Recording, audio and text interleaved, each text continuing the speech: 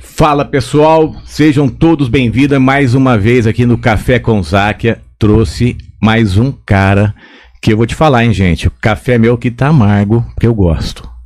Mas vamos conversar com café amargo doce. Ele já falou assim, ele já chegou falando o seguinte: pergunta o que você quiser. E eu tô preocupado do que eu vou perguntar. Então, solta a vinheta, galera, que nós vamos começar.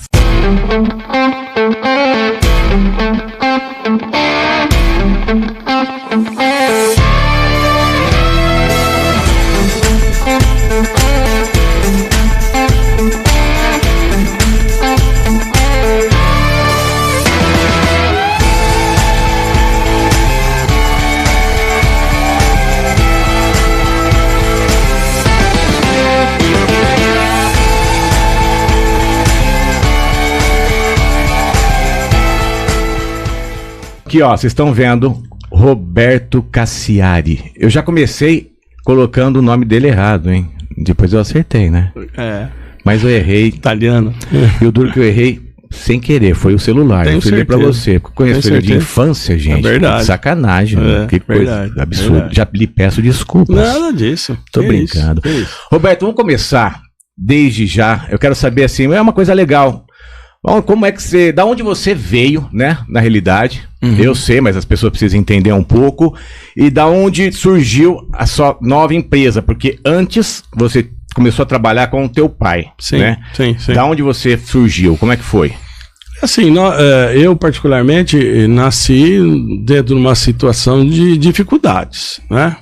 Meu pai, à época, era um empreendedor, ele era muito bom, vamos dizer, cientificamente falando, mas ele não era tão bom comercialmente falando. Então todo o trabalho dele era para desenvolvimento de fórmulas dentro do laboratório. Notadamente, ele que lançou o anestésico antes mesmo de eu nascer. Mas para que ele pudesse chegar numa fórmula ideal, ele despendeu muito tempo e muito recurso, né? Então, eu nasci dentro dessas dificuldades, né? A família lutando com a dificuldade, né? Pessoas boas, mas que enfrentavam lá situações muitas vezes antagônicas. Então eu vim de um lar extremamente amoroso, mas com extrema dificuldade. E dentre essa situação, eu procurei buscar cada dia que passasse ser melhor. Subir um degrau, ter uma condição melhor e oferecer uma condição melhor. Eu sempre tive um estado de religiosidade íntima muito grande, muito proeminente. Eu sempre gostei de religião, notadamente a nossa querida doutrina espírita. Eu sempre fui, assim, um profundo estudioso de Jesus. Eu acho Jesus algo que tem que ser estudado de forma científica, psicológica, pedagógica, religiosa, de todas as formas, de todos os ângulos. E eu sempre fui muito apaixonado pelo ministério de Jesus. É algo que me cativa demais. Eu nunca fui assim de buscar ídolos, né? Um cantor, um artista, um jogador de futebol, de qualquer outra modalidade. Eu nunca tive essa aptidão. Eu nunca saí da minha casa, assim, de maneira entusiasta para ver um ídolo qualquer. Desde pequeno isso? Desde pequeno. Desde pequeno eu sempre fui muito, assim, circunscrito, muito voltado a tudo aquilo que Jesus falou e o que emanou daquilo que ele falou. E eu também, desde os meus 8 anos de idade, que eu frequento a casa espírita, né? Então eu sou eminentemente um espírita que frequenta, que trabalha desde os 8 anos de idade. Agora eu vou fazer 69, então eu tenho praticamente 61 anos vinculado à doutrina espírita e trabalhando, né, dentro da doutrina espírita. Com que idade você começou? Com 8 anos. Rapaz do céu. Com 8 anos, E aquilo sempre me cativou. Nada que se falasse dentro da doutrina, para mim era novidade. Era algo sobejamente conhecido. Era algo que não me assustava, nem me deixava nem com nada de intranquilidade. Quer dizer, com 8 anos você começou na doutrina espírita. Sim. Então, é algo que realmente você sempre viveu isso daí. Então, quando a gente escuta que as pessoas falam, então o Roberto, ele fica no espiritismo, é uma hipocrisia, quer dizer, a hipocrisia está muito longe disso, né? Mesmo porque a doutrina espírita ela é tão clara, né, tão cristalina, que ela não admite a hipocrisia, né? Você pode enganar as pessoas ou a si mesmo durante um determinado tempo, depois não tem como. Porque 8 anos até hoje já é muito tempo. É muito tempo. Eu não me lembro, olha que interessante, Daniel, eu não me lembro de sair à noite para ir em outro lugar que não fosse a casa espírita. Ou a nossa, ou fazer as palestras nas outras casas. E continua assim. Pouco eu me desloco, né? Às vezes saio com a família para um restaurante ou coisa que o valha, mas eu sou focado na doutrina. Eu leio o dia inteiro, eu estudo o dia inteiro. Eu tenho vários livros em cima da minha mesa de trabalho, e eu puxo um, leio um pouco, depois folheio o outro, depois tento conceituar outro, né? Eu estudo, gosto, né? Ainda gosto do papel, eu não gosto ainda da tela, né? Ainda assisto algumas palestras na tela, mas eu gosto da leitura do livro em si, né? Eu gosto. Eu sou das antigas, consequentemente eu tenho uma ideação de acordo com isso, né? Então eu leio, gosto, né? Conceituo. E eu tenho uma outra característica também muito interessante, que eu mesmo muitas vezes fico aí pensando, né? Eu acordo de manhã para pensar. Já viu isso? Então eu acordo para pensar. É lógico que eu também acordo para trabalhar, acordo para dar conta dos meus compromissos, né? Assistir as pessoas naquilo que eu puder, mas eu gosto de pensar. Mas eu acho que isso é o diferencial no ser humano. Se você está me falando uma coisa que você faz, se as pessoas pensassem antes de agir, já seria um outro mundo. Sim. Porque a gente acordar para pensar, não sei se você para pensar no dia ou no que você fez.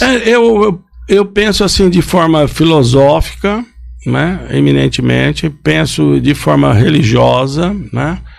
Penso também de forma científica, mas eu gosto de conceitos. Eu gosto de adquirir conceitos dentro das minhas observações e das minhas reflexões. Você que escreve as coisas no WhatsApp? Sim. Você que manda para todo mundo? Para todo mundo, Nós estamos hoje, por volta das mensagens diárias, por volta de 400 mil pessoas que leem diariamente. Não é uma máquina? Não, então, sou eu. Então, se as pessoas acharem que tá achando que isso aquilo lá é uma máquina, é uma mensagem automática, não, é o Roberto acordando de manhã e escrevendo. Praticamente 40 minutos porque escrever é rapidinho, porque os benfeitores espirituais, os espíritos, eles já dão um tema macro, né, que melhor vai favorecer as pessoas como um todo. Então já sai o tema, e para eu escrever ao longo do tempo, e devido à dedicação, né, e a misericórdia que eles têm comigo, então eu escrevo muito rápido.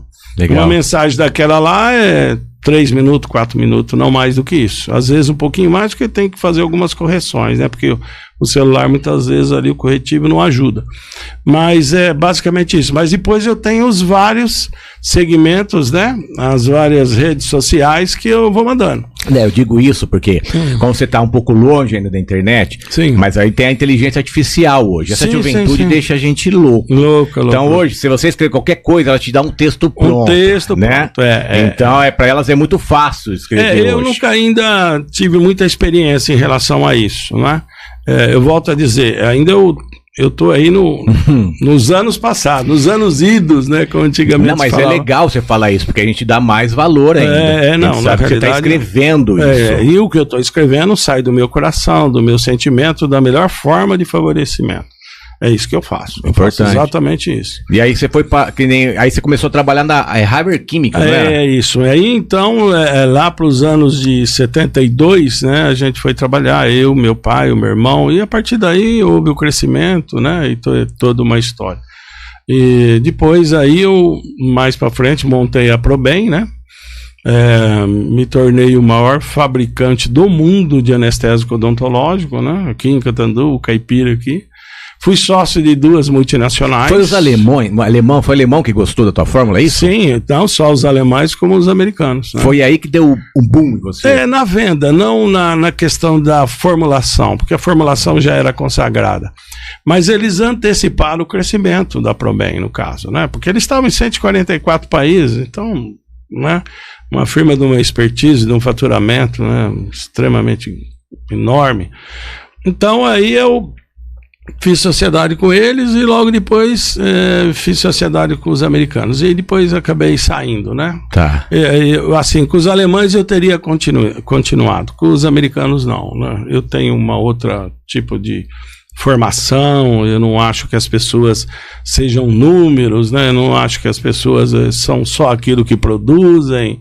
E eles têm uma forma de pensar toda própria, tem o meu respeito, mas não tem, vamos dizer assim, a minha concordância. Então eu preferi não continuar na sociedade e aí montei outro laboratório, diferentemente daquilo que eu fabricava na ProBem, né? Que é outro tipo de linha, né? Principalmente visando a minha filha, né? Que era farmacêutica, muito ligada a meu pai, né? Minha outra filha também. Então, aí nós estamos lá, pelejando na firma. Então tá, e aí, quer dizer, vamos começar a amargar um pouco a tua vida aqui. Vamos lá. Aí, de repente, eu vejo um cara que é religioso, sim, digamos, desde os 8 anos de idade. Aí, uma família simples. Sim.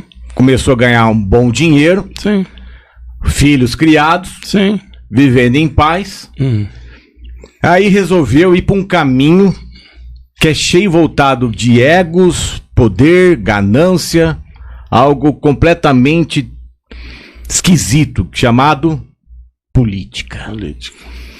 Que te fez entrar no meio desse? Porque eu vou te falar de palavras que a gente escuta, tá? Isso não é Daniel, isso aqui é o Café com Zaque. Então a gente escuta frases que eu tenho que passar pra você.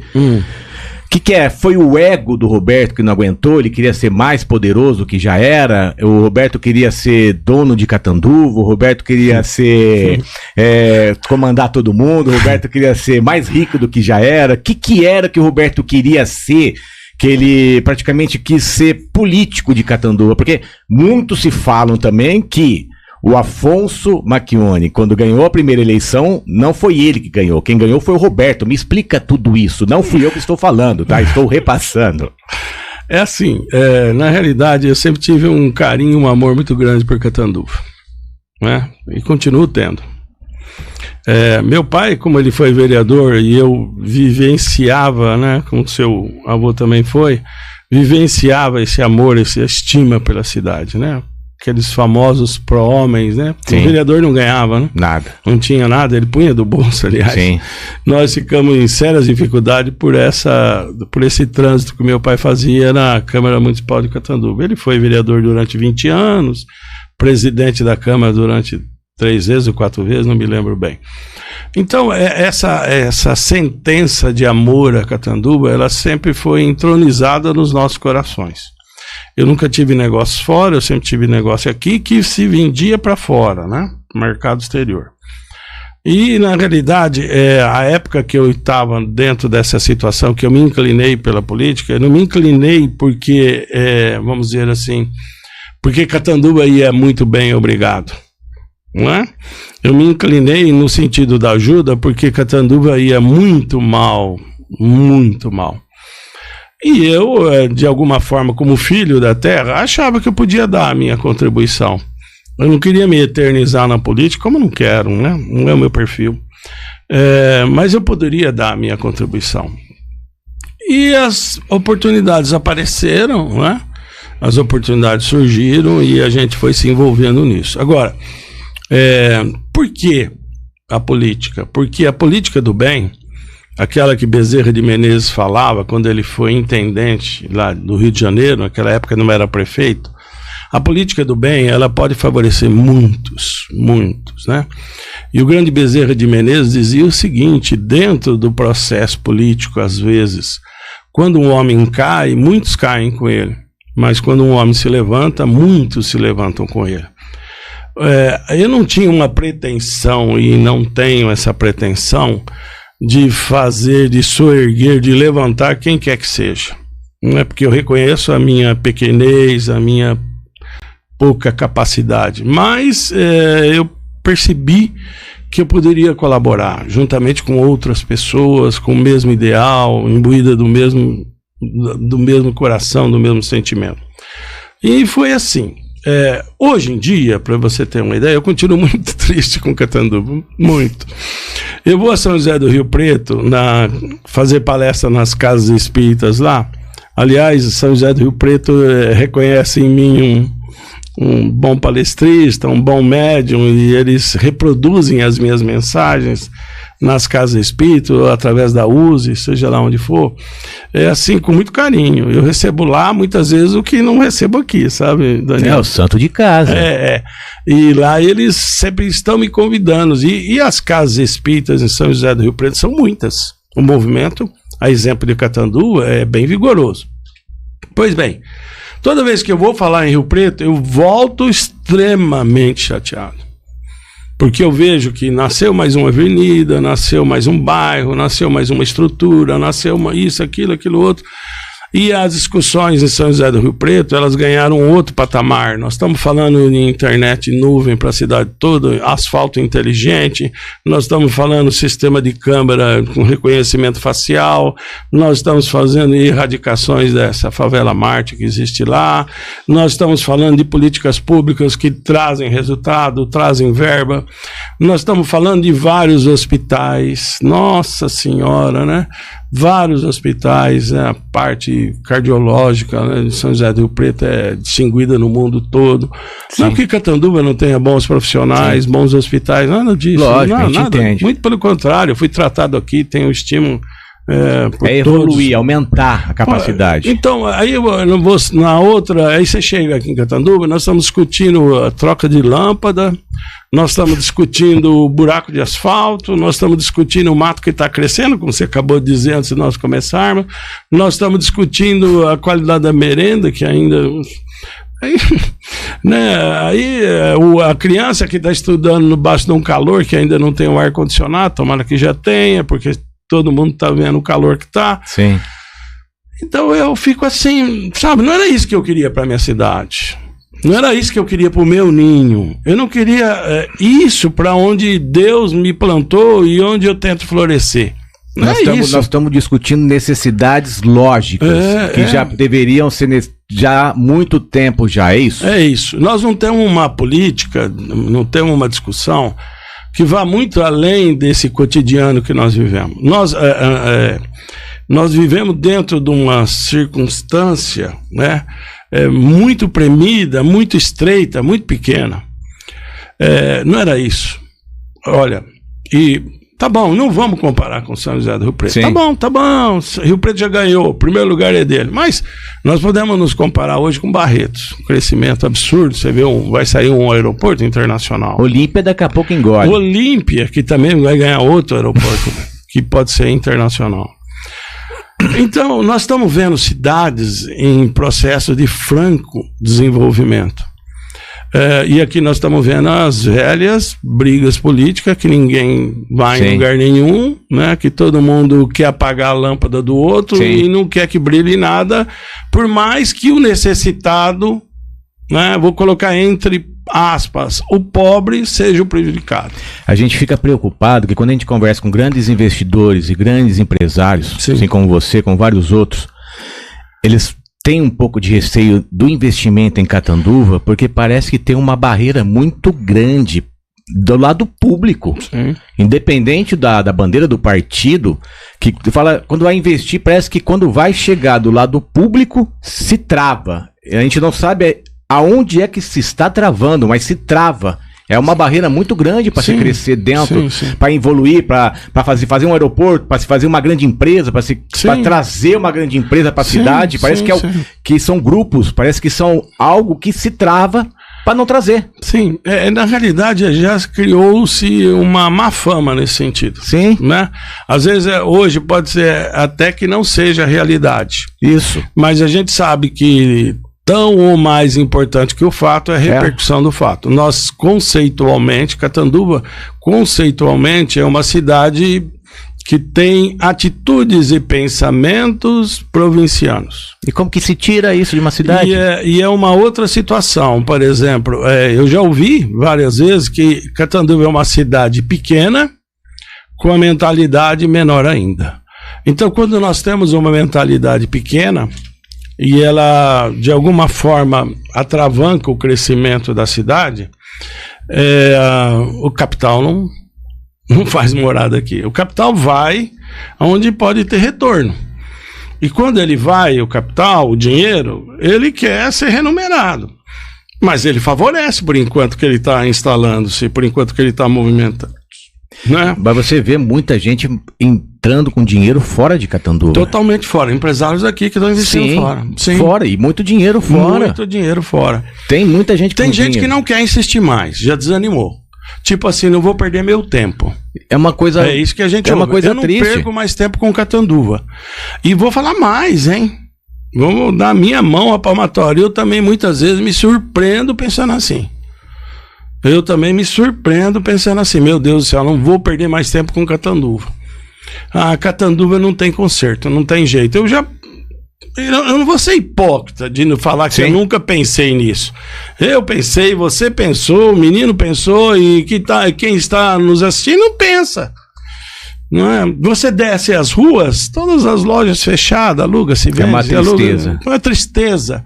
Quando você vê uma certa movimentação no comércio, na época que o pessoal recebeu aí o ordenado, recebeu o salário, né? Mas não tem consistência, né? Não tem consistência, não segue, não desenvolve, né? Isso é muito triste. Eu acho que é uma falta de... Eu não sei se que falta nessa cidade. De repente falta mais treinamento para as pessoas evoluírem, ou falta mais Deus no coração de muita gente para com certeza olhar o seu semelhante e começar a querer realmente ajudar, conforme a gente estava conversando antes mesmo aqui. Sim. Que as pessoas duvidam muito quando você faz as coisas boas. Elas sempre não acreditam. Elas já de pronto não acreditam. E também de pronto elas acham que existe alguma coisa por detrás disso. Sempre vai ter, não é? As pessoas não acreditam na bondade, na capacidade das pessoas em fazerem o bem e gerarem um bem. Isso vem muito em você também? Eu não consigo ver ninguém sofrendo, né? Eu acho que eu colaboro em tudo aquilo que está ao meu alcance, né? O sofrimento me toca, assim, dói em mim, sem hipocrisia. E também eu não fico alardeando, não fico falando, fiz isso, fiz aquilo, mesmo porque eu nem lembro.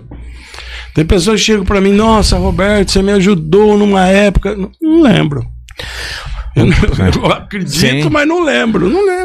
Roberto, com muito tempo de trabalho que eu faço com essas partes dos empresários, a parte de marketing nossa, de consultoria com as empresas, muitos empresários que eu já trabalhei, então o meu pensamento hoje é totalmente oposto de muita gente. Aquele empresário é grosso, aquele empresário lá é mal-humorado, aquele empresário lá foi grosso com aquele funcionário, aquele empresário, ele maltratou o gerente, ele mandou embora tal pessoa. Enfim, foi o que eu falei, é muito fácil a gente jogar uma pessoa às vezes por uma ação, né? Uma atitude isolada. E é muito fácil, às vezes, a pessoa que está me escutando aqui, onde é que você está gerenciando? Quem você está gerenciando? Às vezes você está gerenciando a sua própria casa, você está brigando com o teu marido. Às vezes você tá gerenciando sozinho e está brigando com o teu cachorro. Você mora sozinho e briga com o teu papagaio. Ou briga consigo mesmo. Entendeu? Como é você gerenciar? Porque você tem empresas, você tem negócios, como é que você gerencia? Você tem um olhar, não é um olhar de uma pessoa boazinha. As pessoas olham pra você, acham que você é uma pessoa brava, que é um olhar de uma pessoa brava, ainda mais usando óculos. Eu comecei a usar óculos também, eu vi que minha face ficou mais séria. Certo. E como é que você se sente? Porque você já se sentiu traído por alguém que você gostava muito? Então são duas perguntas que eu quero que você junta. Ninguém está livre de traição, de ingratidão, né? Todos nós estamos transitando no mar revolto das inferioridades humanas, né? Então, todos nós estamos sujeitos a serem traídos e a trair e também ser ingrato, né? Então, isso faz parte do périplo do processo evolutivo humano. Mas nós podemos dizer o seguinte, eu sou austero, eu não posso falar que que eu sou manso. Eu não sou manso. Mesmo porque eu não acredito muito em mansietude ainda. Sim. Não é? Dentro do plano que nós estamos vivendo, dentro do chacoalhar das dificuldades que nós estamos sendo envolvidos, nós precisamos de austeridade. Eu tenho medo de gente mansa, pra falar a verdade pra você. Cavalo manso que mata o dono. Meu cachorro manso me morde. Morde, cavalo manso mata o dono. Meu cachorro não late, não morde. Vai relar nele. É isso aí.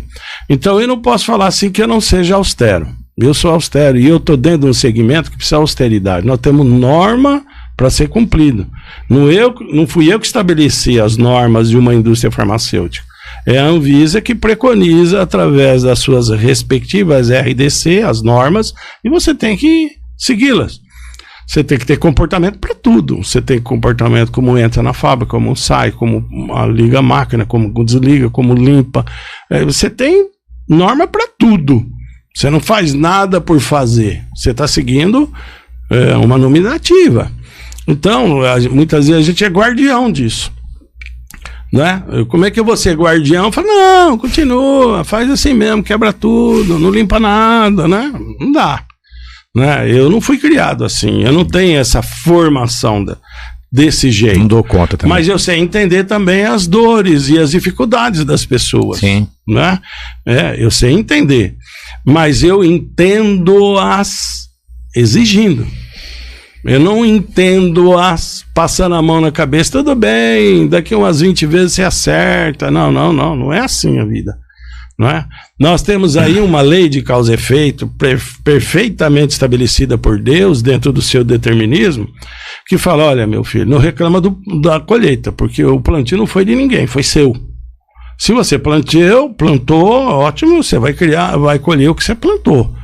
Então não dá pra gente de repente malbaratar o plantio e reclamar da colheita depois. Então tudo faz parte, ação, reação, plantio, colheita, tudo determinado, tudo perfeito.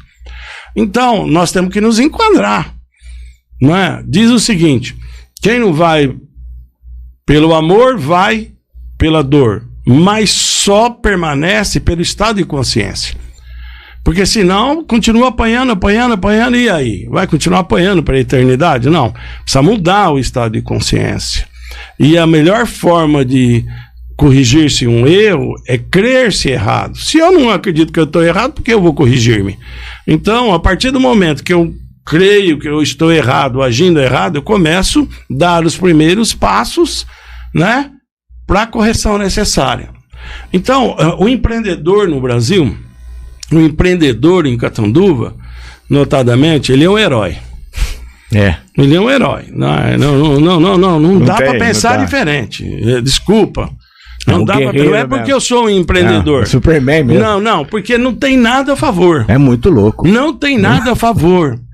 Eu lembro quando eu visitava a Alemanha, com os meus sócios, o plano da Alemanha de políticas públicas empresariais era a seguinte: 5 anos de carência no empréstimo, 20 anos para pagar, com juro praticamente negativo, menor que a inflação. E à medida que a pessoa ia desenvolvendo, que ia crescendo, que ia gerando impostos, ela ganhava mais incentivo. Aqui no Brasil, primeiro, nós estamos aí... Bom, não vou nem entrar no mérito do governo atual, porque aí eu tenho vontade de passar a mão no lenço e chorar, entendeu? Mas nós estamos aí com um governo federal que, pelo amor de Deus, um Congresso que, pelo amor de Deus, uma Câmara que, pelo amor de Deus, por amor, né? E um Tribunal de Justiça que, pelo amor de Deus. Né? E eu acho que agora está na hora, eu tenho orado nesse sentido, de Deus mostrar que é brasileiro. Tem que descer na terra, né? Não é porque eu não estou vendo outra. Só descendo pra eu não estou vendo outra saída, me desculpe. Né? Me desculpa a minha falta de. A minha ingenuidade, até, não nós temos que ser ingênuo. Não, me desculpa, mas Deus tem que falar, não, sou brasileiro. Apesar que a doutrina espírita deixa isso claro. Né? Ela ensina muito bem essa parte. Nós vivenciamos durante longo tempo uma água cristalina cheia de lodo por baixo, cheio de sujeira, né? Depósitos indesejáveis. Quando chacoalhou a vasilha, o lodo subiu. Então, Cada um está revelando-se, né? Dentro daquilo que realmente vive, né? Então eu acho que tudo isso que está acontecendo aí obedece um propósito nobre, né? E que nós colheremos situações melhores no futuro. Mas não dá para dar uma reclamadinha, né? A gente tem que... Nossa, uma das coisas que eu sempre sofri muito, porque a gente trabalha o tempo inteiro e eu fui criado nessa base de fazer o certo, a obrigação de fazer o certo. E você vê aquelas pessoas que falam: Brasil é terra de corrupto, Brasil, todo mundo faz errado. Quem é Brasil? Faz errado, aqui ninguém vai preso. E aí a gente vê muita gente apoiando isso. Aí você fica perdido, né? Você fica no meio, você fala: gente, será que é real isso? Eu sempre me sentia muito mal.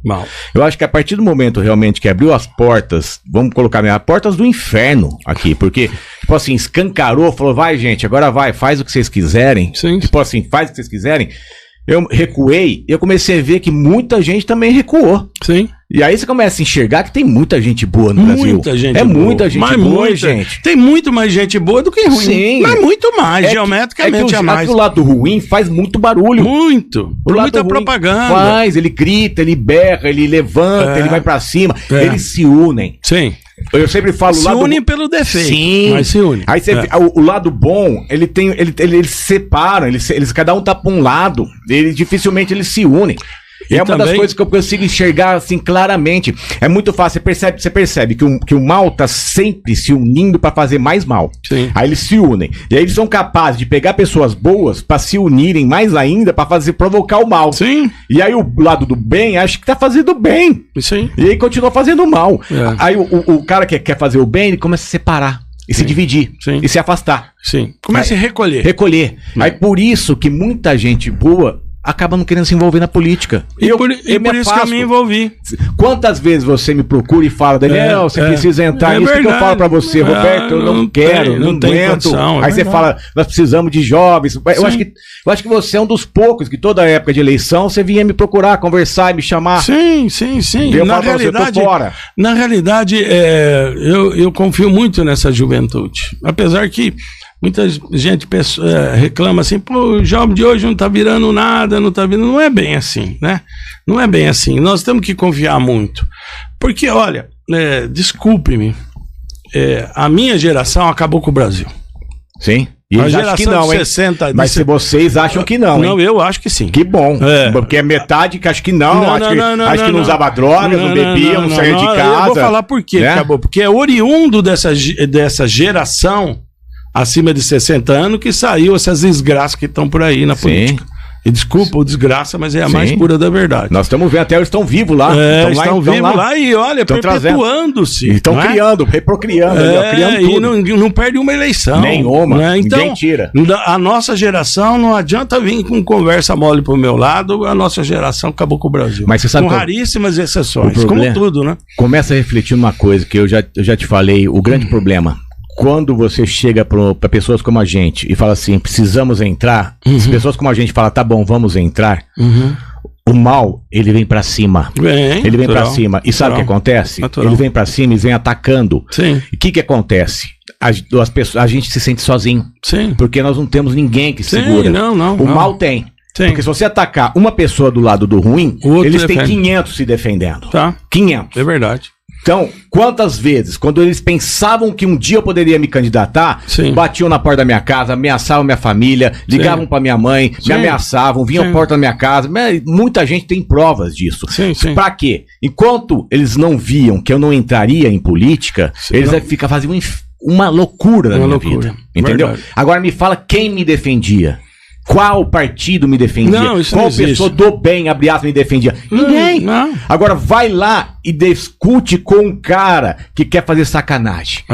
Rapaz, tem um estádio de futebol inteiro. Eles fazem uma corrente. Aí eles fazem uma campanha. E sabe o que acontece? A população abraça eles. Acha que é verdade, que são verdadeiros. Porque eles gritam. Eles berram. Aí você que tá com uma vida em paz, você vai falar assim, eu vou me envolver e salvar uma população que não tá nem aí. Você fala assim, eu quero viver em paz, sabe por quê, Roberto? Porque eu tenho certeza, como eu falo todos os dias, eu sei que eu vou morrer. Então, se eu puder fazer o bem, tentar poder ajudar o máximo possível em minha volta, eu vou tentar. Lógico. Porque enquanto a população não abrir os olhos, que pessoas do bem querem fazer o bem, enquanto pessoas do bem não tiver apoio de pessoas do bem, ninguém vai fazer sozinho. É verdade. Ninguém é Superman, cara. O bem atrai o bem e o mal atrai o mal. Você levou quantas porradas? Você não leva porrada o tempo inteiro? Não, é só assim, você vai falar, eu vou entrar na política. Você já não presta. Já. Carimbo de ladrão. Não é? Ladrão. Esse é ladrão. Você já não presta, você monta a tua onda, você tá no teu centro pra sacanear. É isso aí. Mas eu tô acostumado. Você tá desde os 8 anos no centro. Sim. Mas praticamente você montou o centro agora. Porque você quer entrar na política. Sim. Não é? Aliás, hoje tá fazendo... Ontem fez 30 anos, né? Ontem, dia 27. 30 anos. E ninguém sabe praticamente como... Ninguém sabe. Você montou agora pra entrar na política. Só pra poder se locupletar. Você vê a loucura? É loucura. O que você sente com relação a isso? Que nem... De coração, agora eu tenho certeza. Agora você tem uma certa idade. Sim. Uma certa idade, vamos colocar idade, é experiência. Pode colocar idade. Sim, mas a idade vem a experiência. A experiência é muito mais importante que a idade. Maturidade, conhecimento, que eu quero chegar a isso. Porque é uma das coisas que eu sempre falo. Se um dia eu pretender entrar numa política, eu tenho que ter a maturidade da experiência, da paciência, sabe? Do equilíbrio emocional, porque isso é muito difícil. Sim, muito difícil. E porque você tem que aguentar muita porrada, família em volta, é muita coisa. Sim. Como é aguentar, Roberto? De coração mesmo, como é aguentar? Porque a partir do momento que você fala, eu vou entrar, você já não presta, você já tá roubando, você já tá sacaneando, e aí são histórias malucas. Tenebrosas. São histórias que aí você olha e fala, rapaz, é capaz de pegar isso? Não, ele roubou ali, não, ele roubou aqui, ele roubou ali. E as pessoas falam com o coração cheio, e elas falam com a boca cheia, e não tem como não acreditar, porque é teu primo que falou, é teu amigo que falou, é o cara que você gosta que falou, porque ele ouviu falar. Sim. Como que é isso? Isso é extremamente difícil. Eu, graças a Deus, eu acho que Deus foi extremamente generoso comigo, porque nunca permitiu que nenhuma pessoa chegasse para ter uma tratativa comigo com, como eu costumo dizer, de conversa atravessada. Eu nunca tive nenhuma proposta indecorosa. Graças a Deus, nem acredito. Mas as pessoas vivem de indecorosidade, vivem de propostas desonestas dentro do processo, dentro do meio político. E eu, graças a Deus, eu tenho orado e agradecido a Deus porque nunca ninguém chegou e me propôs algo escuso. Então, os reflexos, né? Os sons distantes que a gente ouve, né? É que eu poderia ter participado, ou participei, ou poderia vir a participar de qualquer coisa menos digna. Mas graças a Deus, né? Graças a Deus. Eu tenho um amigo meu que fala assim, Roberto, mas você teve uma grande vantagem. Você não foi testado como prefeito. Eu queria saber como que você ia se sair se você fosse prefeito, né? Porque com certeza você ia se deparar com situações. Bom, se Deus quis me poupar, se os bons espíritos quiseram me ajudar nesse sentido, eles, graças a Deus, conseguiram, porque eu não fui perfeito. Então eu não fui testado nessa situação, né? E eu penso que eu poderia ter muita dificuldade, mesmo porque esse mesmo amigo citou um exemplo assim: olha, vem alguém aí te propor uma verba, mas tem que dar um retorno para quem te deu a verba, mas essa verba é para um hospital ou para uma santa casa que está para fechar. Como é que você se comportaria? É difícil, você não quer fazer, mas no fim, os doentes que vão ficar sem assistência, eu falei, olha, graças a Deus que eu não tive esse tipo de experiência, não chegou até mim esse tipo de experiência, mas eu quero aqui fazer uma defesa àqueles que são honestos. E existem, viu? Existem. Aqueles que são honestos, que muitas vezes são prefeitos, são deputados, são senadores, que são honestos. Eu fico pensando em que situação eles não se envolveram, não ficaram. Muitos devem ter falado assim, não quero saber. E muitos morreram na Santa Casa por falta de assistência, né? Uma coisa está ligada à outra. Muitos sucumbiram, aceitaram a situação e conseguiram salvar algumas vidas. Então é algo, né, não é tão simples. É um karma. Não é tão simples. Por isso que a doutrina espírita fala, graças a Deus, o que manda, o que prevalece é a intenção. Isso é que prevalece. Se a sua intenção é boa, se a sua intenção é fazer o bem, tudo o mais ganha um significado menor. Não que você vai ser enaltecido por muitas vezes ceder a uma pressão, mas pelo menos o coração, a intenção daqueles que estão à frente de uma cidade, de uma câmara, pelo menos vai ser atenuado, né? Pelo menos, penso eu. Mas é muito difícil. É muito difícil. E eu penso aqueles que estão à frente aí das verbas vultuosas, como Catanduva tem um orçamento aí de 500 milhões. São 500 milhões. Não é verdade? Tinha um amigo meu que ele falava assim, o prefeito fica com uma garruchinha tomando conta do cofre e vem todo mundo com bazuca, metralhadora, tanque de guerra. Existem pessoas honestas. Existe. Nossa, graças a Deus, né?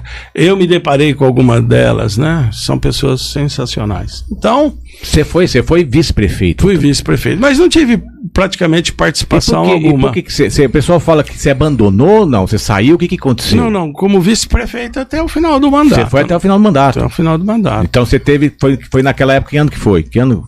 Foi na reeleição, você não trabalhou? Na reeleição do Afonso. Na reeleição você não foi? Não, é que eu fui. Na primeira foi o Dr. Simbal, não é? Ah, sim, foi o Simbal. A segunda que eu fui eu. Você ficou na segunda? Isso, na segunda. E como que foi como vice? Não, o vice, ele é uma figura hoje, assim, de expectativa, né? De uma expectativa não muito boa. O vice não faz quase nada, sabe? Não, depende do prefeito, né? Porque às vezes delega e tem prefeitos que não delegam. É o prefeito que tem que deixar? É natural, né? Ele é o mandatário, né? Ele que foi eleito. O vice não foi eleito, né? Pois bem, então, tem prefeitos que fazem parceria com o vice toma conta de determinada situação, outros já preferem não fazer. Isso vai da cabeça de cada um, da forma administrativa de cada um. É delegação, então delega, né? Delega. Fazendo perguntas que a gente escuta da escuta daqui. As pessoas na realidade, a minha contribuição, ela foi... Como vice, praticamente inexistiu. Inexistiu. Não posso falar que eu contribuí.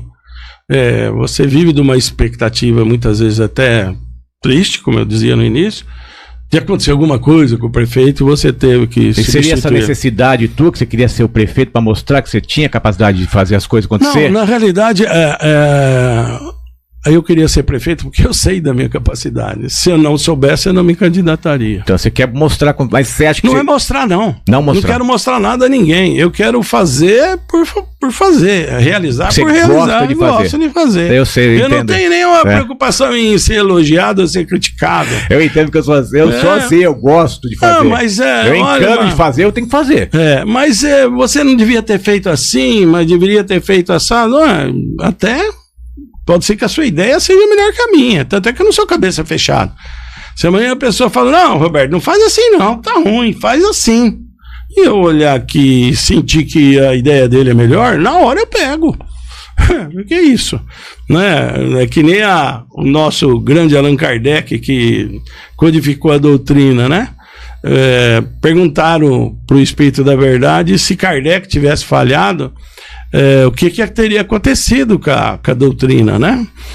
Aí o Espírito da Verdade fala, o outro te substituiria, porque os desígnios do Senhor não se apoiam no ombro de um homem só. Lógico, a sua ideia pode ser bem melhor que a minha, porque você às vezes é muito mais inspirado em determinado segmento do que eu sou. Entendeu? Você tem mais capacidade em determinados segmentos que eu tenho. Não é porque eu estou mandatário ou estou prefeito que eu sou melhor que os outros. Não, esquece isso. Cada um tem aptidão para um determinado setor e precisa ouvir. Ouvir. A última eleição eu escutava a seguinte frase: essa eleição era do Roberto. Eu também acredito um pouco nisso. Então, essa é essa frase. Eu queria te explicar. Você escutou muito disso também. Essa era a tua eleição. Sim, acreditava. E por que não foi? O que aconteceu? É o seguinte, primeiro que Deus não quis. Porque se Deus quisesse, teria sido, né? Então, meus respeitos a ele, a decisão soberana. Eu tive um problemaço que eu não conseguia fazer campanha. Eu tive a Covid em agosto, não é? Praticamente às vésperas da eleição. Eu fui entubado 2 vezes, fora de uma, né? Fiquei no hospital, um estado vai não vai.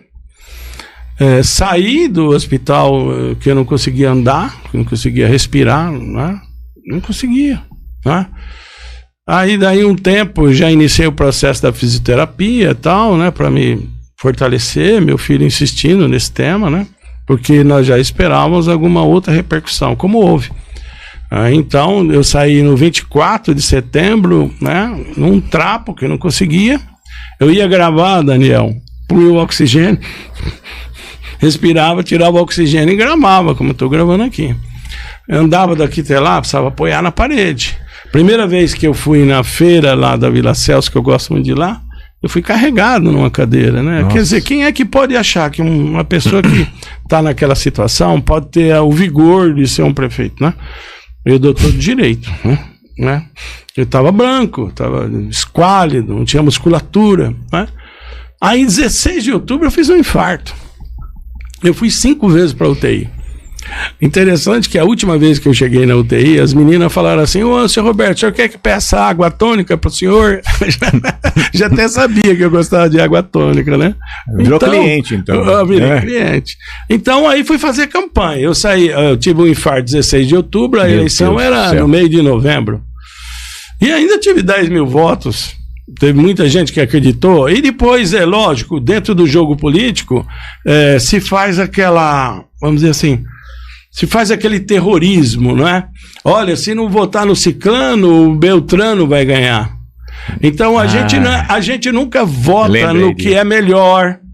A gente acaba votando no que é menos pior ou que a gente supõe que vai ser melhor para a cidade. Sessão terrorismo, é verdade. Sessão terrorismo. Catanduva é sempre assim. E aí, na realidade, eu perdi em 15 dias. Perdi muitos votos. Não sei se era o suficiente para eu ganhar. Mesmo porque eu não estava em condição de ganhar. Eu lembro disso mesmo. Você praticamente não falava. Não estava em condição nenhuma. Eu não tinha condição física. Eu não tinha condição de assumir em 1º de janeiro com, sabe? Que loucura. De uma maneira vigorosa. Não, eu não tinha essa condição. Eu não virei as costas. Para você ter uma ideia, a convenção do nosso partido, que foi na Câmara, que eu não estava presente, lógico, foi minha filha, Maíra, me representando, eu estava no leito do hospital e fez a gravação em mim lá, que eu não conseguia respirar. Eu falava e não respirava. E o pessoal na Câmara do partido, né? Foi uma experiência extremamente dolorosa. Você escutou alguém falar que era mentira isso também ou não? Devem ter falado também, mas aí pouco me interessava, porque eu estava interessado em respirar. Loucura. Não né? Mas graças a Deus não virei as costas, né? Até hoje eu encontro muitas pessoas que, sabe, amigos meus que falam assim: Albert, não votei em você. Sei votar em outra pessoa porque eu tinha medo do que o outro ganhasse. Muito, não falam um pouco. E eles falam assim, de maneira, com o coração na mão mesmo, sabe? Precisei votar no outro. Porque, na realidade, acredito eu, olha que proselitismo barato da minha parte, olha que, né, olha que orgulho, hein? Acredito eu que eu teria feito uma boa gestão. Se eu tivesse em condições reais, eu teria feito uma boa gestão. Porque tá em mim fazer isso amorosamente. Tá? Outra coisa que eu escuto agora bastante, que eu tô escutando, porque estão vindo, agora parece que começou já a campanha. Começou campanha política barbaridade. Começou, eu tenho certeza, começou porque estão vindo me procurar. Natural. Eu sou uma formiguinha, já estão vindo me procurar. Sim. E até fala, você precisa jogar no meu time. Eu falo, não estou jogando bola. Eu não jogo bola. Sim. Então, e aí o pessoal que está falando, falou assim, mas o pessoal está procurando o Roberto falou que não quer saber de ninguém. Sim. Quer dizer, o Roberto está fugindo, o Roberto está sumindo, o Roberto não quer saber de ninguém, o Roberto quer ficar na dele. Na realidade o Roberto quer saber. Roberto quer saber, sim, dos 4 filhos e os 12 netos. 12 netos. É isso que eu quero saber. 12 netos. 12 netos, né?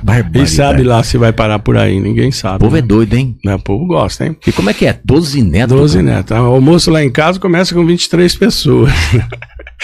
Molecada dá o que tem lá, viu? Mas a política tá fora? Eu não tenho a mínima pretensão.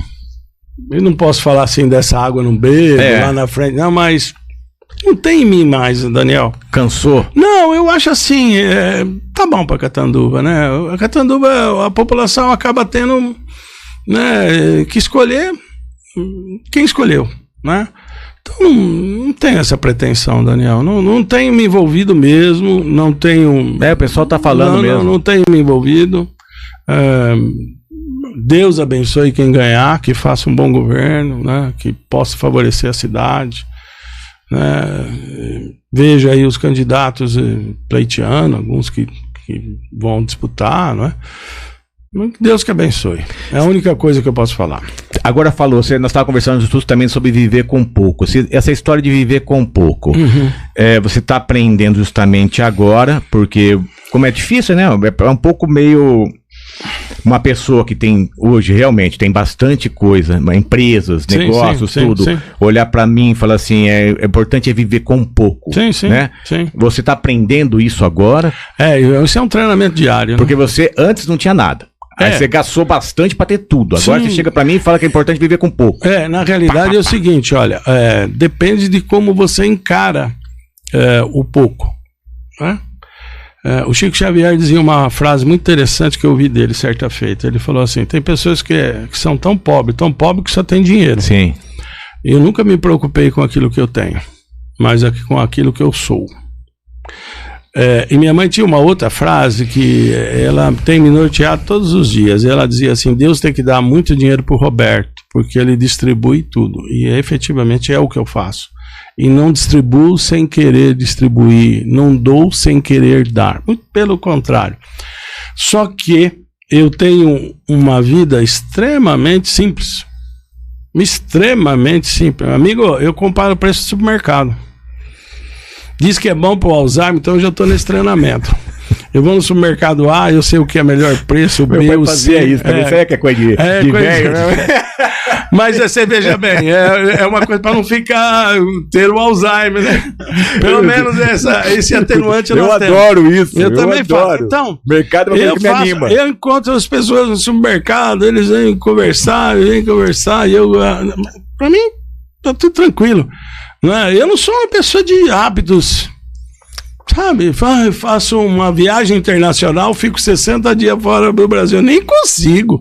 Sim. Entendeu? Uma semana pra mim, eu já até quero voltar pra minha casa, pro meu quarto. Caseirão, pros meus livros, meus estudos. Você tá entendendo? Não tem essa perspectiva. Você escreve livro? Agora vai sair o nosso primeiro agora. Se Deus quiser. Primeiro? O primeiro. Vai chamar Viva. E quando sai? Então, tá para ir para gráfica, né? O Ricardo Penfield lá na Candeia, que está elaborando junto com a equipe, né? Nós temos praticamente 7.000 mensagens. Dessas 7.000 mensagens, selecionamos a princípio 120, que vai sair coletâneo. Depois deve sair outros, né? Você sabe que eu conversei com o escritor e ele falou que a primeira vez que ele escreveu, depois vicia, né? Você já está entrando num outro vício agora. Não, eu tenho isso. Eu sempre gostei de escrever. Sim, a gente vê que você manda mensagem no diário. Então agora, primeiro, agora você vai embora, você vai embalar. Provavelmente, se tudo correr certo e puder, a gente vai fazer. Mas esses livros, é você que está escrevendo? Você está... Eu sou inspirado, né? É inspiração. E não vou pegar verba, não vou pegar lucro algum, né? Isso aí tudo vai para o nosso núcleo, lá para as crianças. O que é esse núcleo que você fala? É o Núcleo Educacional Espírita Joana de Ângeles, que fez 30 anos, na qual está contida a Escola Espírita Divaldo Pereira Franco. Esse núcleo tem quantas pessoas? Nós temos 200 crianças, né? E faz o que lá com essas crianças? Ensina. É escola? Escola, com diploma, exigência. É almoço também? Almoço também. Tem café da manhã, essas coisas? Café da manhã, almoço, de acordo com a necessidade das crianças, né? É uma educação completa, então. Mas a nossa situação é educacional. O nosso núcleo é educacional. Que legal. Nós damos educação. Nós demos muito tempo sopa. Depois acabaram os clientes da sopa. Deram muito cesta básica. Até hoje a gente dá. Mas deu muita cesta básica. Mas aos poucos foram acabando, porque a pessoa vai colocando-se empregado, vai ganhando salário. Ela mesma não quer mais.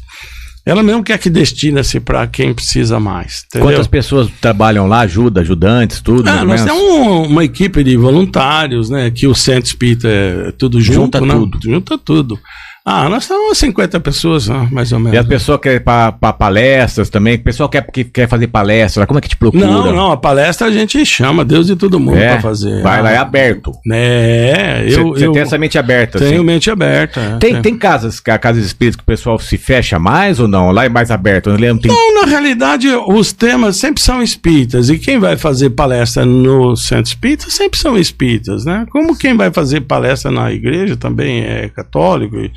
Nos evangélicos também são evangélicos, são segmentos, né? Todos os caminhos conduzem a Deus. O pessoal já casou lá também? Já. Você fez casamento? Fiz casamento. A doutrina espírita não tem uma cerimônia de casamento, mas faça prece lá e todo mundo fica feliz. Tem noiva que quer entrar, deixa entrar a noiva. É muito legal. Tem gente que outros espíritas mais, né? Não, mas não pode, onde já se viu fazer a igreja um ritual, um ritual, larga a menina, meu Deus do céu, deixa elas sonhem se vestir de noiva, as mães sonham, os pais para com isso, aí entra de noiva e tudo mais. Você tem sonhos ainda a conquistar ainda? Mas eu não paro um segundo, sim, né? Não deixo de colocar meta para mim mesmo. Alguma meta que eu estou vendo agora é o livro.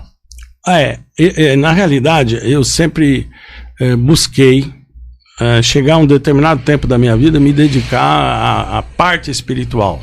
Por quê? Porque eu sou um excelente investidor. Eu sei onde dá retorno. E onde hoje pode dar retorno, que sempre me deu retorno, é a parte espiritual. Então eu tenho que investir lá. Tem muita gente que quer investir em patrimônios materiais. Não vai levar. Não vai carregar. E onde deveria investir, que são os valores espirituais, e não investe. Então, que marca de investidor que é? Que marca de expertise tem? Que marca de CEO é que não investe na verdadeira vida, de onde você veio e para onde você vai voltar? Que isso? Você tem o medo da morte? Nenhum, zero bala. É? Não. Tanto é que eu tava lá na UTI, vai, não vai, eu não tinha medo algum. E é verdade que você falou assim, quero ser entubado? O meu foi mais ou menos isso aí. Chegou o Tiago, que até hoje é meu fisioterapeuta, é um moleque que eu tenho muito carinho. Até hoje eu faço fisioterapia com ele, né? Ele já tem estação de peso lá, eu puxo peso pesado com ele lá, né? E ele insistindo comigo, né? Pra eu não ser entubado. Aí ele falou, vai ter que entubar. Falei, então entuba logo e para com essa manha, para com essa situação aí. Ele falou, você quer gravar algum vídeo, quer fazer alguma chamada? Eu não quero fazer nada, entuba logo e vamos pra frente com isso aí. Entubou. Mas você teve alguma passagem que você lembra dessa fase, quando você foi entubado, que como espírita, acho que você consegue... Na realidade, quando a gente tá lá meio, né, você tá sedado, né? Você não sabe se você tá do lado de lá ou tá do lado de cá, né? Eu com a minha mediunidade fazia transe, né? Não sabia se eu estava cá ou estava lá. Dopado, né? Dopado, e aí uma confusão. Você incorpora determinados personagens na tua vida, é muito interessante. Para mim foi muito bom, porque ainda dilatou mais a minha expansão mediúnica, né? Porque essa situação faz estender-se a mediunidade mais, né? Então foi muito bom, mas... a gente vê coisas tristes, né? Muito tristes. E a gente tem que agradecer a esses médicos, corpo de enfermeiro. Nossa, vocês só lidam com desgraça, né? Nossa, depois quando eu voltei novamente e aí você vê as pessoas desencarnando, né? Puxa vida, né? Que tristeza, né? E, poxa, é triste. É muito triste. Foi momentos assim de um aprendizado muito doloroso, né? Muito doloroso, mas foi um aprendizado antes de tudo, né? E foi uma necessidade antes de tudo. Ninguém sofre sem merecer e ninguém tem mais do que merece. E para mim foi... Falar assim, Roberto, você mudou depois daquilo? Não mudei nada. Continua a mesma pessoa. O que me ensinou? Uma série de situações que entronizaram conhecimento, sabedoria em mim. Mas eu não precisei disso para mudar, para melhorar. Não. Em nenhum momento. E em nenhum momento eu achei que eu ia desencarnar. Você não mudaria nada do Roberto de hoje? Não, tem que mudar constantemente, mesmo porque evolução é lei natural da vida, né? Legal. Você não pode impedir que a evolução se faça. Eu não posso ter a síndrome da Gabriela. Eu nasci assim, eu sou assim, eu vou morrer assim. Não vai, não. A vida não permite. A vida te empurra para frente. E você se depara com determinadas situações, fatos, acontecimentos, que não te sobra outra alternativa a não ser agir. Então não dá, eu vou ficar parado aqui. Não vai. Não tem como ficar parado. Vamos tentar, a vida vai empurrar. Tentar fazer um jogo rápido, só para os jovens agora. Para os jovens. Tá, jogo bem rápido. O jovem, ele quer ser empresário. Então, o jovem, eu quero montar meu negócio. O que ele tem que começar? Em primeiro lugar, ele tem que montar a si mesmo. Se ele não montar a si mesmo, sabendo que existem dificuldades, existem obstáculos que ele tem que transpor, que não são fáceis, ele não empreender, esperar mais. Quando ele tiver conceituação, ele tiver sabendo, tendo sabedoria que ele vai enfrentar muito mais dificuldade do que facilidade, aí ele pode tentar dar os primeiros passos. E saber o quê? Que estatisticamente a maioria fecha. E está preparado para fechar. E se ele tomar o prejuízo, começar a tomar o prejuízo, que ele realize o prejuízo o mais rápido possível, fechando, porque quem trabalha dentro do buraco, aumenta o próprio buraco. Então não adianta ele fazer um devaneio. A vida é como é, não é como ele acha que é. Então, em primeiro lugar, isso. É construir-se. Fazer bons cursos, boa formação acadêmica, boa formação profissional, trabalhar de empregado, né, entre aspas, de colaborador para tomar ordens, né, inibir-se no orgulho, aí ele pode dar um outro passo. Eu acho que essa base do orgulho, né? Como a gente consegue, né? Você já tem uma experiência muito maior que a minha, e hoje, você falando isso, eu consigo identificar. Quando meu pai me falava, que quando eu tinha meus 20 e poucos anos, eu identificava isso. Ei, Daniel, você precisa ser menos orgulhoso, aprender, escutar, tal. Como a gente consegue passar, às vezes, para um jovem, que o jovem acha que ele entende tudo. É o herói. É, o herói, ele sabe tudo. A gente, às vezes, não dá nem tempo de a gente falar, ele já sabe. Eu sei, cara, eu sei. Ele quer ensinar o que não aprendeu. Isso, como a gente consegue passar para ele? Isso com o tempo. Mesmo porque você não pode trazer o futuro para o presente. Em relação ao jovem, muito menos. Né? Ele se acha invencível e ele se acha perfeitamente correto. Tudo mais não está correto. Quando ele chega numa determinada idade, ele vai perceber quão errado ele estava. E quão errado ele se comportou diante do ganho. Tá? Porque ainda a grande virtude é a suposta perda. Você nunca perde, você sempre acrescenta, né? Você sempre acrescenta experiência, aprendizado, né? Conhecimento, maturidade. E se você vê um jovem que tem um monte de talento, que você vê que ele tem uma puta capacidade, só que como é que você segura um jovem desse, que ele tem vontade de voar tão alto, mas você fala, meu amigo, não voa tão alto, você vai cair, se machucar, vai devagar. Como é que segura? Segura, eu tenho, sempre que possível, eu tenho alertado-os a respeito disso. Mas existe um ditado que eu ouvia quando eu era pequeno, de uma senhora que eu amo profundamente, que ela dizia assim, não me dê conselhos, sei errar sozinho. E é justamente o que acontece. Por enquanto que eu não senti isso em mim, né? Por enquanto que não doer em mim, eu não entendo a dor do próximo. Sim. Por enquanto que eu não passar por aquele dissabor, eu não entendo do sabor do próximo, nem da vida. Nem da vida. Então, tudo acontece a seu tempo. Deus não usa de rigor, usa de tempo. Muito bem. Né? O que nós fomos no passado, nós já não somos hoje. O que nós seremos no futuro, nós já não somos hoje também. Entendeu? Então é uma dinâmica. E graças a Deus a gente é assistido, a gente é intuído, a gente é envolvido por quem nos quer bem também.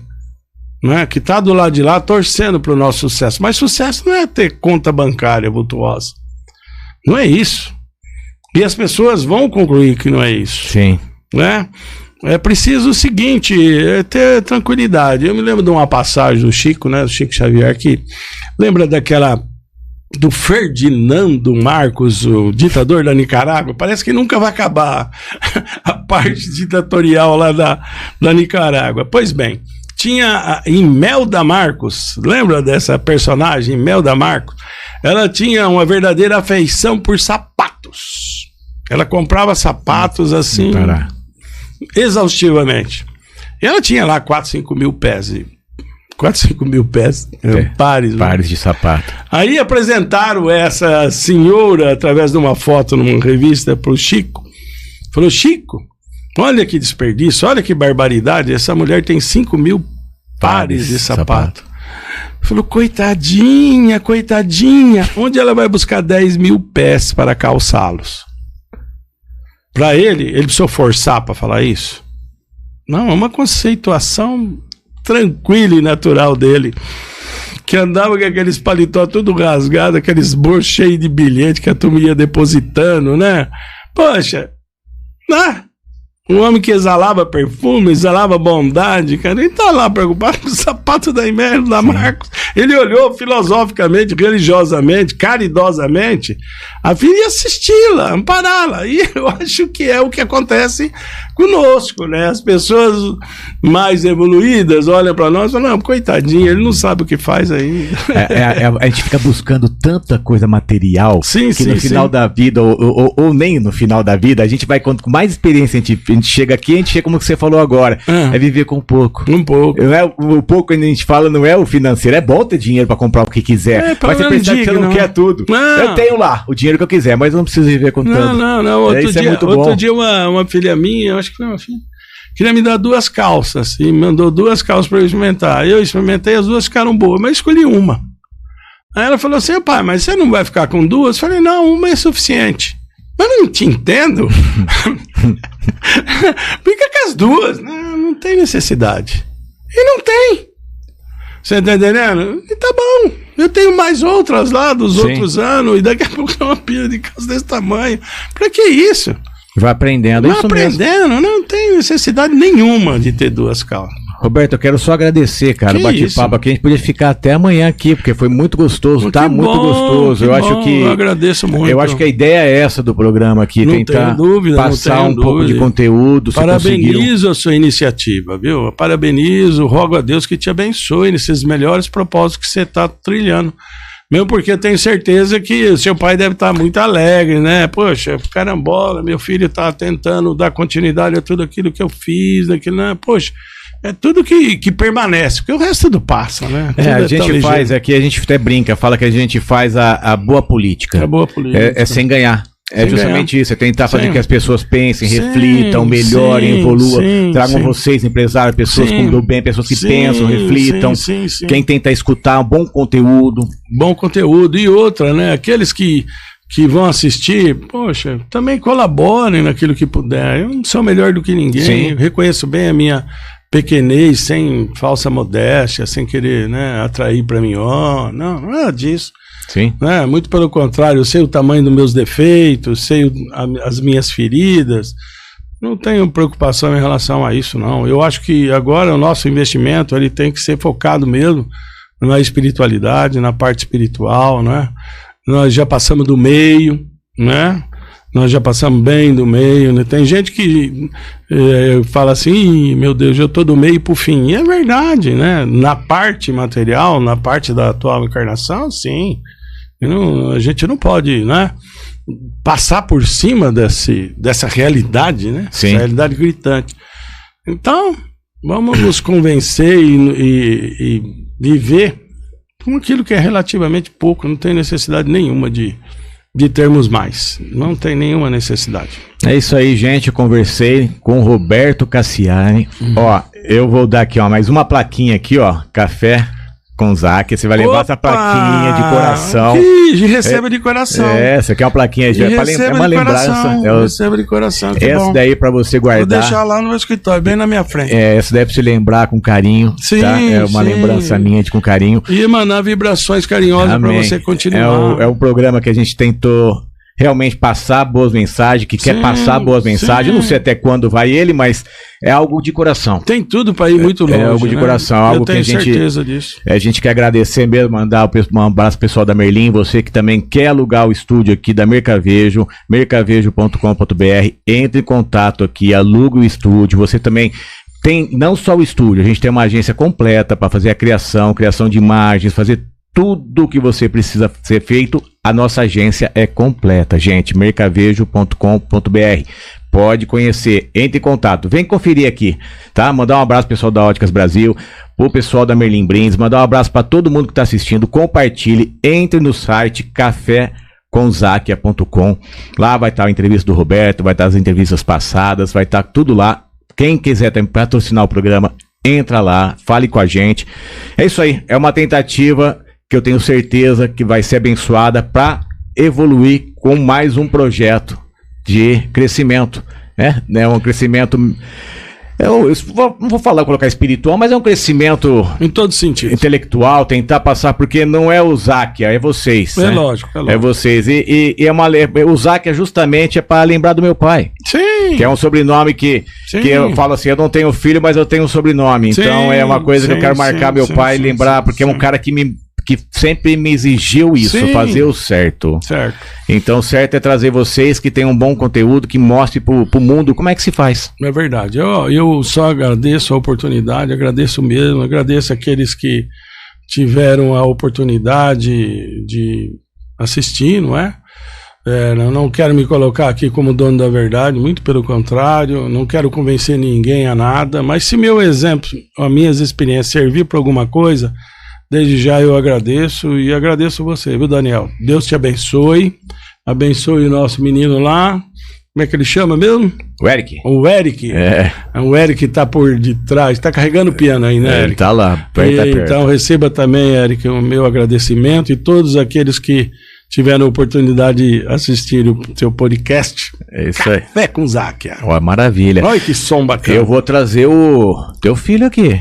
Dessa vez eu vou trazer. Traga sim. Você pode falar pra ele que o filho do Daniel e nós vamos marcar pra trazer ele aqui. Olha que maravilha. Eu acho que ele não vai parar. Você parou com a política, ele não vai parar. Ele tem mais aptidão que eu. Não é aptidão, eu acho que ele vai dar continuação.